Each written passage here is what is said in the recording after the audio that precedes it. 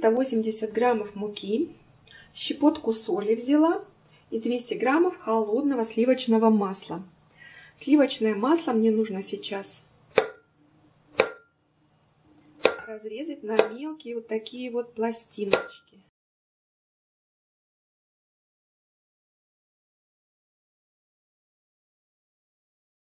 Можно натереть масло на терке. Теперь жидкие ингредиенты. Одно яйцо перемешиваю. Взбивать не надо, достаточно просто перемешать. Добавляю холодную воду, 75 миллилитров. 9% уксуса пол чайной ложечки. И в моем случае водка. Можно брать коньяк. У меня водка 2 столовые ложки. Спиртное в тесте ощущаться не будет. Водка, она даст как бы такой, тесто будет пузырчатое. Теперь все это отправляем в крошку маслянистую из муки и масла.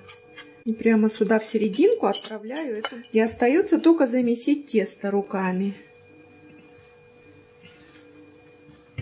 Выкладываю все на стол и собираю тесто.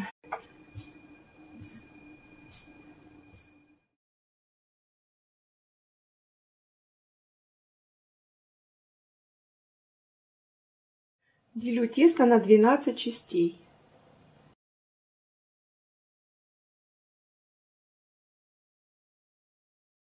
У меня будет 8 коржей.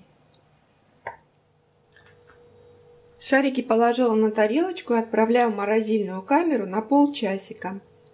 Крем у меня будет из сливочного масла и сгущенного молока.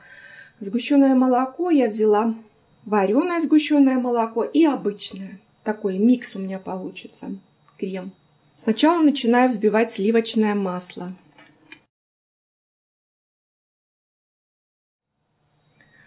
Сгущенки у меня всего 500 граммов, а масла 200 граммов. Начинаю добавлять постепенно сгущенное молоко небольшими порциями.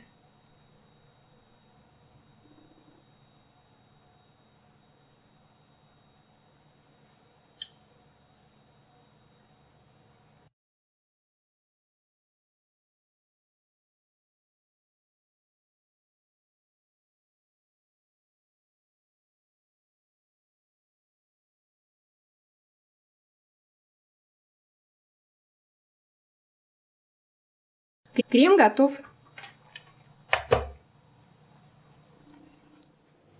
Духовка у меня уже разогрета до 200 градусов и остается испечь коржи. Тесто достала из холодильника. Я взяла дно от разъемной формы. Вот у меня будет основа. Размер такой у меня 24 сантиметра. И раскатываю первый корж. Много муки мне не надо. Сильно ровные края можно не делать, все равно потом их обрезать. Отправляю корж в духовку. Выпекается быстро, минут 5-7 при температуре 200 градусов.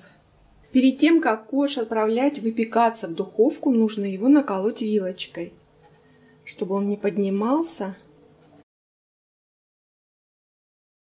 Коржи у меня все готовы. Вот такая большая стопка получилась коржей. И теперь можно их промазать кремом. Я обрезать коржи не стала. Если вы будете обрезки использовать для украшения торта, обрезайте эти коржи, пока они еще будут у вас горячие. У меня уже холодные они остыли. Видите, они жесткие стали уже. Я буду использовать грецкие орехи. Я вот 200 граммов грецких орехов нарезала. И начинаю собирать торт.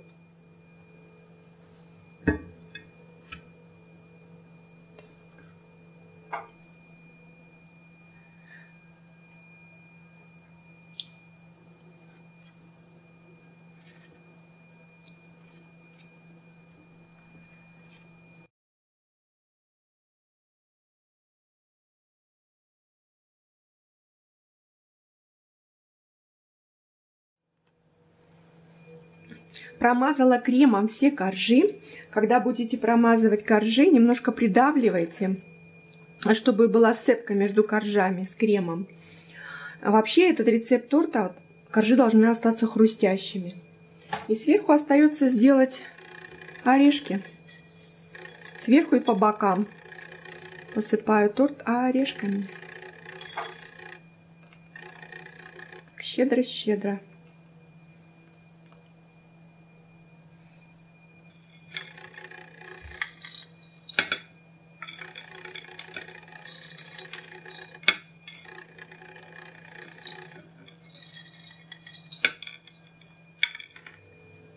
И вся эта красота отправляется в холодильник хотя бы на час, чтобы крем застыл, стабилизировался.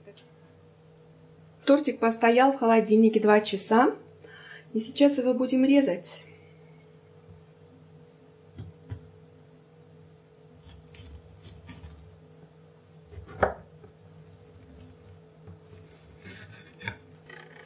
Хрустящий будет тортик.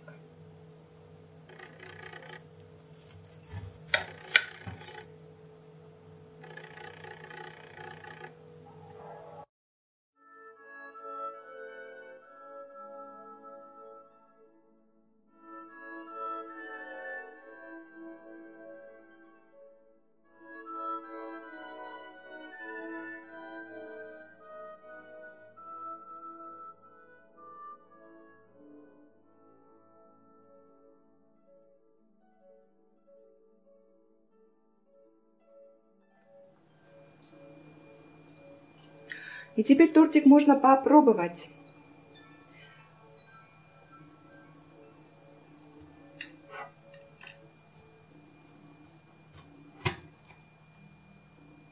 Но коржи остались хрустящими.